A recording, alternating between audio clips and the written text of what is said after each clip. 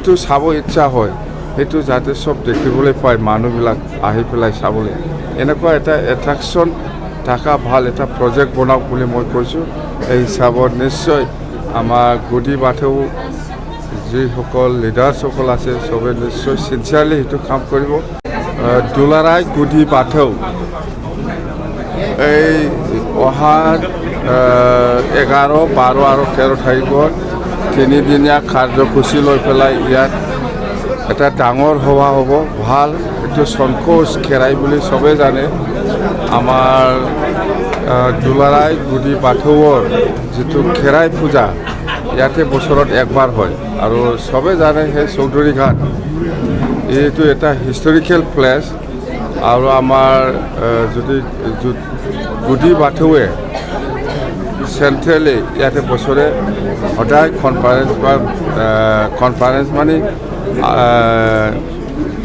বছৰেকীয়া মিটিং হৈ থাকে। এই বছৰতো 11, 12, 13 তাৰিখত হ'ব।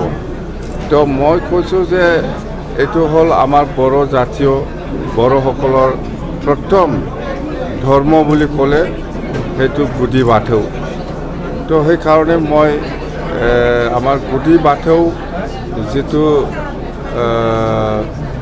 আফাদৰ যিটো প্ৰেচিডেণ্ট ছেক্ৰেটাৰী বা ইয়াৰ যিটো কৰ্মকৰ্তাসকল আছে চবৰ লগত মই বহুত দিন আগৰ পৰা আলোচনা কৰি আহিছোঁ যে সেই স্থানটো যিহেতু হিষ্টৰিকেল ইয়াত ভাল এটা প্ৰতিষ্ঠান কৰিব লাগে, মানে ভাল এটা মানে এট্ৰাকশ্যন থকা ভাল এটা প্ৰজেক্ট লৈ পেলাই এই চৌধুৰী ঘাটত গুদি বাথৌৰ গোটেই মানে যিটো চাব ইচ্ছা হয় সেইটো যাতে সব দেখিবলৈ পায় মানুহবিলাক আহি পেলাই চাবলৈ এনেকুৱা এটা এট্ৰাকশ্যন থকা ভাল এটা প্ৰজেক্ট বনাওক বুলি মই কৈছোঁ।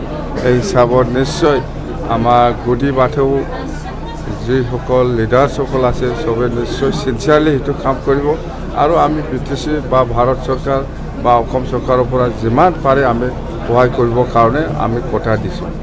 কথা সেইটোৱে ভাল এটা প্ৰজেক্ট হওক ইয়াত।